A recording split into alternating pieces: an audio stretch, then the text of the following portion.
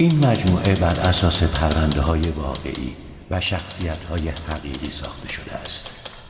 هویت و نام افراد برای حفظ حریم آنان تغییر کرده است.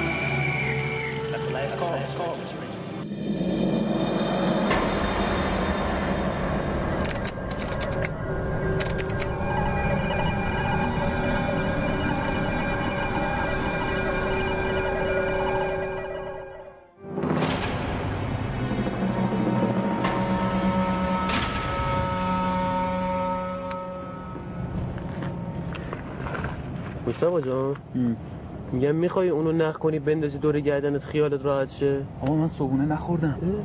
بازم خواب موندی؟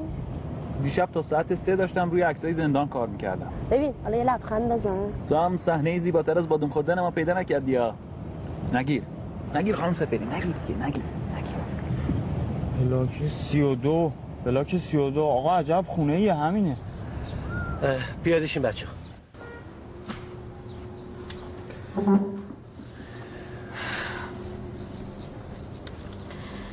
تا 2 سال پیش با ما زندگی میکرد. اتاقشون برای میخوای نشونتون بدم. حتما لطف کنید. بفرمایید.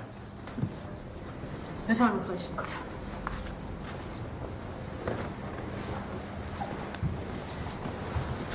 بفرمایید. از همون 3 سال پیش که رفت خونه رضا به اتاقش دست نزدم. ببینید با رامین که ازدواج کرد یه عالمه لباس نو خرید. گفت نمیخوام لباس کنه هامو نگه دارم، ببینمشون یاد رضا میافتم. بعد دادشون به من که ببخشمشون به هر کی میخوام. منم چیدمشون تو کمد خودش. گفتم بعداً بدم به کسی که لازم داره. اینم لباساشه، ببینید. اینم لباس نامزدیشه.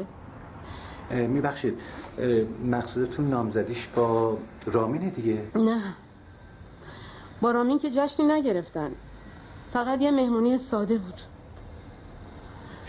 اهل مطالعه هم بود نه؟ بله، این کتاباش این اواخر بیشتر روانشناسی و انرژی درمانی و این چیزا رو مطالعه میکرد. بله. ببخشید اجازه میدید من رد شم؟ بفرمایید.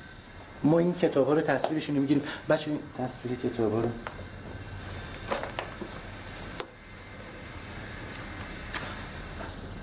این عکس رامینی، تصویر رامینی.